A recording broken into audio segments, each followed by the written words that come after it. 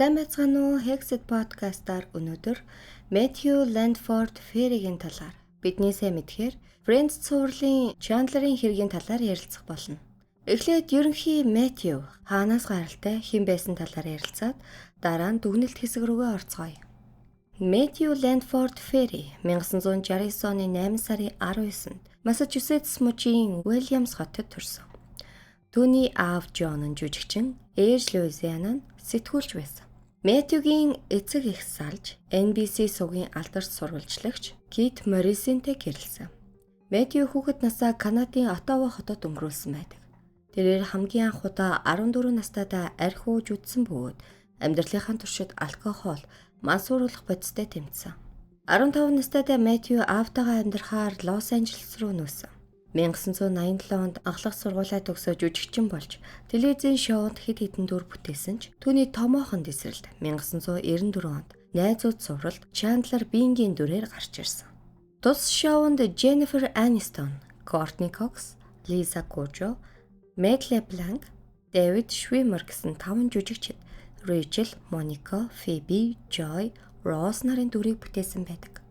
Тухайн үед Мэттю бусад жүжигчдээс хамгийн залуу 24 настай байсан. Найзууд телевизийн цувралд 1994 оны 9 сард нээлттэй хийж 10 цуврал хийгдсэн бөгөөд телевизийн түүхэнд хамгийн алдартай шоунуудын нэг болж чадсан. Мэттю болон хамтран ажилласан 5 жүжигчид маш их хэмжээний алдар нэр болон эд хөрөнгөтэй болж чадсан.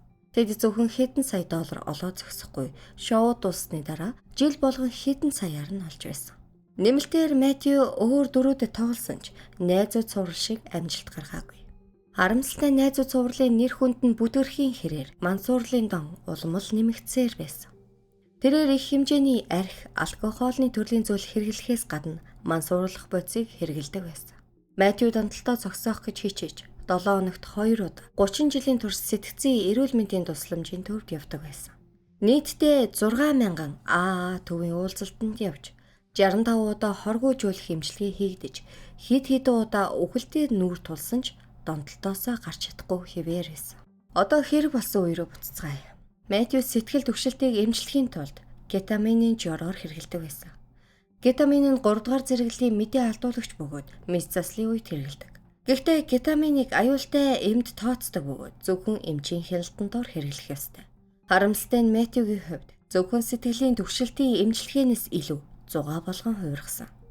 2023 оны 10 сарын 28-нд 54 настай Мэттю Ферри Лос Анжелес дахь байшингийн ван дотор олдсон. Ингээ 2 сарын дараа задлан шинжилгээний дүнгээр кетамины зочмог нөлөө болон дэтэм судасны өвчлөл, живснээс болж нас барсан тогтогдсон. Мэттюгийн биеийн дах кетамины түвшин хагалгааны үеийн мэдээ алдуулалтын үеийн түвшинтэй адил гарсан.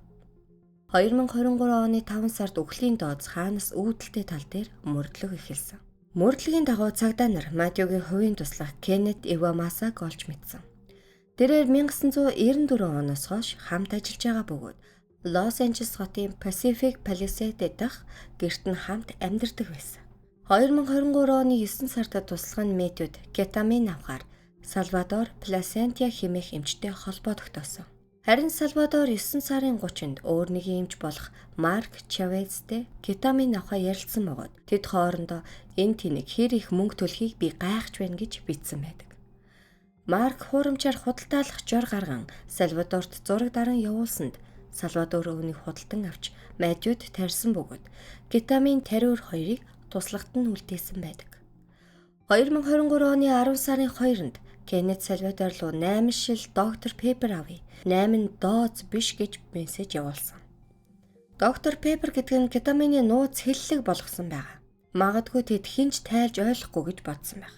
Ингээд Салвадор Марк руу өнөөдөр сайн болвол ингээд үргэлжилсэн бизнестэй боллоо гэж бичсэн. Дараа нь Салвадор Мэттюгийн гэрт ирж кетамин тарьж нэмээд зараад явсан байдаг.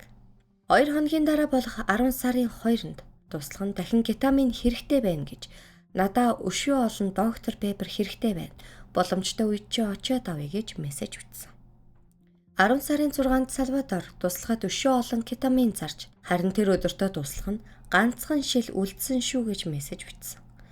Маргааш нь болох 10 сарын 7-нд Туслах нь дахин кетамин хайж байгаагаа хэлж, харин тэр өдрийнхөө шөнө дунд 10 сарын 8 гарч байх үед тэр хоёр уулзаж кетамин худалдаж авсан байдаг. 10 сарын 10-нд Калифорний Лонг Бич дахь нийтийн зогсоол дээр машин дотор Эмс Салвадор Мэттьюд кетамин тарьж зарсан. 2 өдрийн дараа 10 сарын 12-нд туслах дахин кетамин худалдаж авч Мэттьюд тарихад тэрээр шууд хөшөж цусны даралт нь огцом нэмэгдсэн. Салвадор туслахад сөрөг нөлөө гарч байна. Дахин үнийг хийхгүй байцгаая гэж хэлсэн. Гэсэнд Салвадор хэдэн жил кетамин үлдээсэндээ айцтай байсан. Харин маргааш болох 10 сарын 13-нд туслах кетамины шин нийлүүлэгчтэй холбогдсон бөгөөд Мэттью Перригийн хуучны танил харт амхны наймаачин Эрик Флеминг байсан. Эрик ч цаашаа кетамины хатан хаан гэгддэг Жасмин Сангатай холбогдож кетамин аван туслахад өгсөн. 10 сарын 24-нд Эрик Мэттьюгийн гэрт туслахтай нь уулзаж кетамин зарсан бөгөөд туслах нь тэр өдөртөө Мэттьюд дор хаяж 6 удаа тарьсан. Ингээд үргэлжлүүлэн туслах нь дараагийн 4 өдрийн турш 10 сарын 25, 26, 27-ны өдрүүдэд 24 удаа кетамин тарьсан. Мэттьюг нас барсан өдөр болох 10 сарын 28-нд туслах нь өглөөний 8:30-д 12:45 1:25-д тарьж сүүлийн тариа хийснээс 40 минутын дараа Мэттью надад нэг томоохон буугаар буудаач гэж хэлсэн байдаг. Ингээд туслах өндөр доозоор тариад бусад зүйлсээ амжуулахаар Мэттьюг хараа хяналтгүй үлдээсэн. Дараа нь Мэттьюгийн гэрт туслах нь буцан ирэхэд халуун ваанд доошоо харсан байдалтай олдсон. Мөрдөн байцаагч Жасвинагаас авсан кетамины нөлөөнөөс үгсэн гэж дүгнэлт гаргасан. Энэхүү харамсалтай үхэлд нийт 5 хүн барьж ял авсан байдаг. 59 настай туслах Кеннет кетамин тарааж үхэлд хүргэсэн хэрэгт буруутгагдаж 15 жилийн хорих ял авсан. 54 настай Эрик Флеминг кетамин тарааж улмаар үхэлд хүргэсэн хэрэгээр 25 жилийн ял авсан. 54 настай Марк Чавес кетамин тараасанд 10 жил хүртэлх ял авсан. 2024 оны 8 сарын 14-нд үйлдсэн хоёрыг барьсан. 42 настай Салвадор Палисинг кетамин тараасан 7 удаа кетамин худалдаалсан. 2 удаа мөрдөн байцаалтын ажиллагаатай холбоотой бичиг баримт бүртгэлийг өөрчилсөн. Хуурамчаар үйлдсэн хэрэгээр буруутгагдаж 120 жилийн хорих ял авсан. 41 настай Жасмин Сангаг кетамин зохион байгуулалттай тараасан, хадгалсан, метамфетамин болон кетамин тараах зорилгоор эзэмшиж байсан. 5 удаа кетамин тараах хэрэгээр яллагдаж бүх насаар нь хорих ял авсан. Ингээд дүгнэлт хэсэг рүүгээ орцгоё. Эндээс хэд хэдэн зүйл зохиж хэлэх юм бол нэгт Мэттью нас барахаас хэдэн 7 хоногийн өмнө Салвадор Марктай бизнес хамтрагч болсондоо баярлаж хамтдаа кетамины клиник байгуулахыг хүсэж байсан.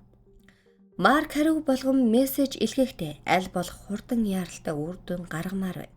Гэхдээ ямар ч ноото зөөлгүй аль болох хуулийн дагуу хий гэсэн. Салвадорч хариуд нь миний хийж байгаа аргатай санал нийлэхгүй байгаа мó гэхэд Марк хариуд нь Калифорнигийн эрүүл мэндийн зөвлөл гэх мэт байгууллага яаж харахаас л бүх зүйл хамаарна. Миний юу гэж бодох хамаагүй гэсэн байдаг. Тэгэхээр эдгээр хоёр эмч өөрсдийнх нь хийж байгаа зүйл буруу гэдгийг мэдэж бас болгоомжтой байвал үүнээс мултарч гарч чадна гэж бодож байсан. Хоёрт Мэттьюд зарсан кетамины шил тус бүрэн ойролцоогоор $12 үнэтэй. Гэсэн хэдий ч хамаагүй өндөр дүнтэй мөнгө төлж байсан. Эмч нар Мэттьюд 20 шилийг $55,000 зарж, Эрик 50 шилийг $11,000 зарсан. Эмч нар гудамжны 8-ачтаас хамаагүй өндөр үнээр зарж байсан.